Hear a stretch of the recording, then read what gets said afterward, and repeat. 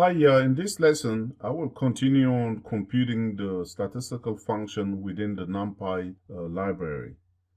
So one thing to keep in mind with is that numpy is optimized for speed since the functions are written in the C language and wrapped in Python. So for example, if we have a large data set where efficiency is of importance, then using the statistical function within the numpy library will result in much more speed because C is a fast, efficient language.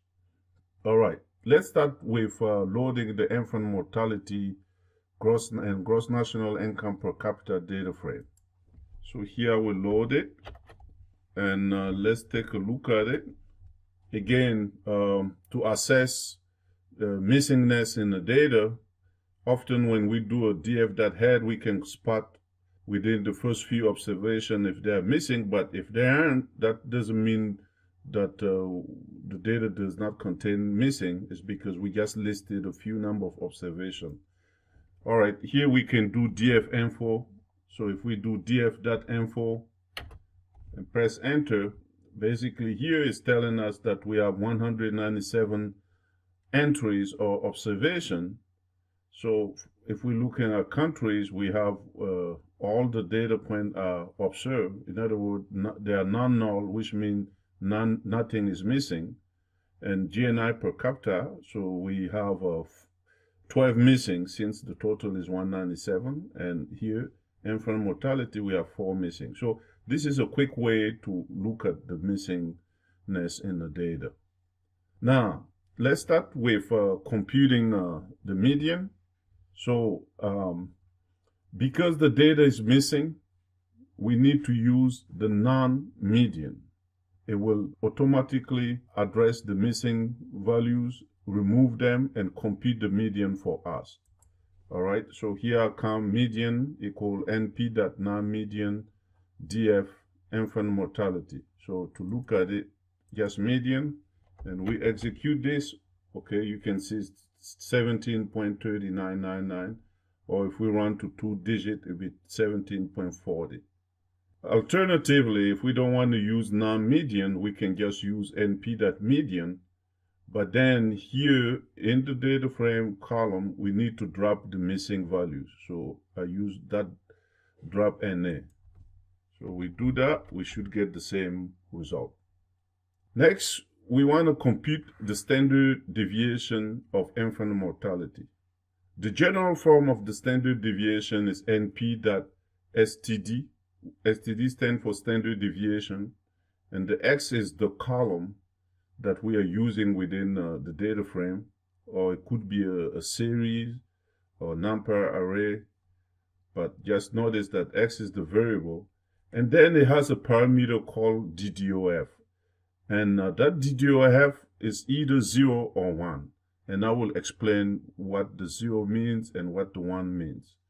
Okay, or if we want, we can just use np.non-std, meaning that, okay, remove the missing values before computing the standard deviation. Because if the data has missing values and we don't use non-std, here we will have issues, an error, we will have a none.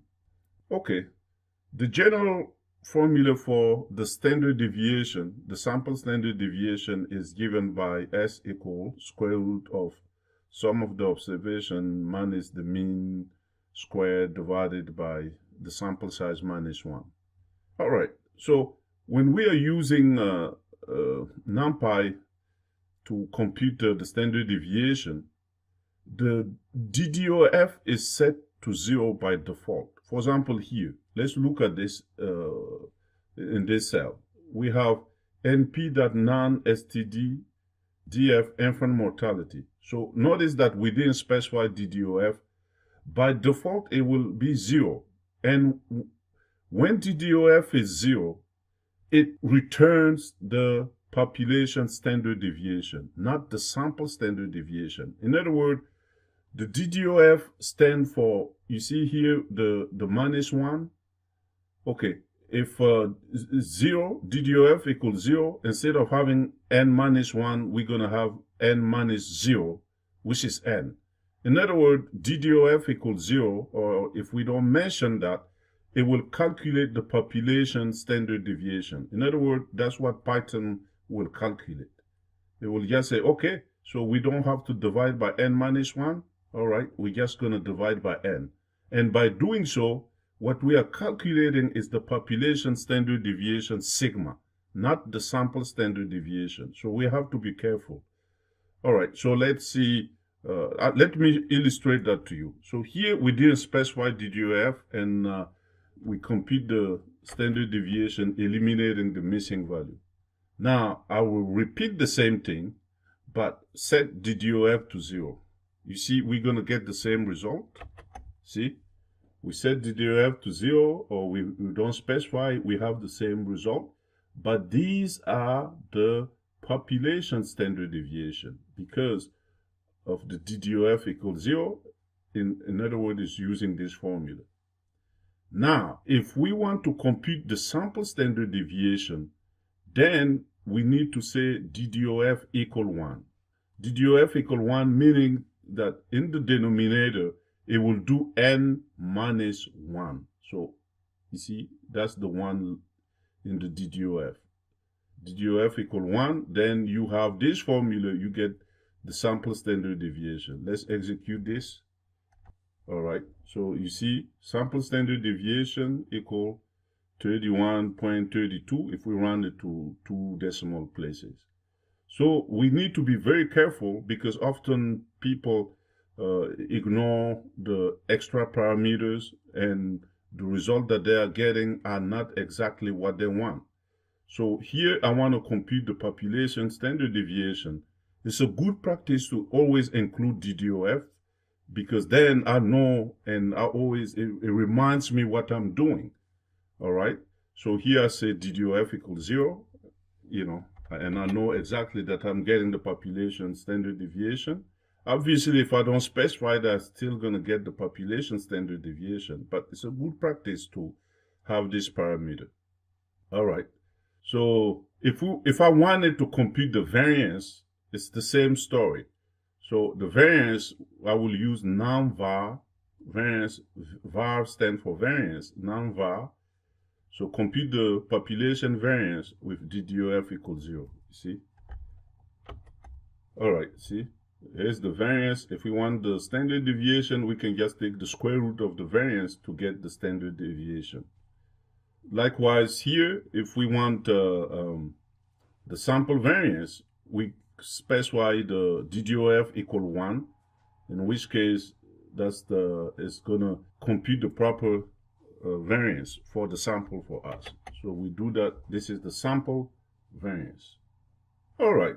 So it's very important when using this function to keep track of the parameter and always because they always remind us what we are doing.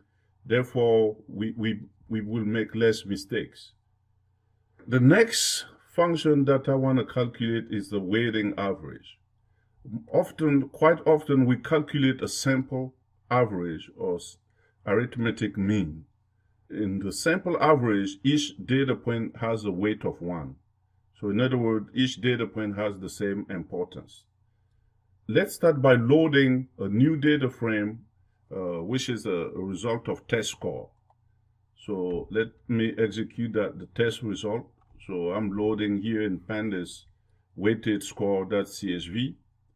All right, let me execute that and let's look at the data. All right, so these are test result, and you can see here the subject, different subject from descriptive statistics, probability, SQL programming, Spark tool. So we have all kind of subject, and these are the student performance, the student score for each subject. Now notice that they don't have the same weight. Like here, descriptive statistics has a weight of 3, Python programming a weight of 3, Unix operating system 3, and so forth. Here, French has a weight of 1, English a weight of 2. So if we want to compute the unweighted mean, or simply the mean, as we call it, the average, the sample average, then we just use the np.average. np.average And here we don't specify a weight. So I call it unweighted mean. So unweighted mean or arithmetic mean or sample average or the mean, same thing. So I just call NP average, pass it the column that I want the average to be computed for. When I do that, I'm getting the arithmetic mean or the mean, so 77.2. But in this exercise, we want to compute a weighted mean. So a weighted mean, then we will need to pass it the weight parameter. So you see, weight equal, what is the weight? There is the extra column, the weight column. So I say weight equal weight. Here it just so happened that I call it weight. This can be called something else. But all we have to do is say weight equal that particular column. When we do that, let's look at the result. You see, the weighted mean is slightly higher than the unweighted mean.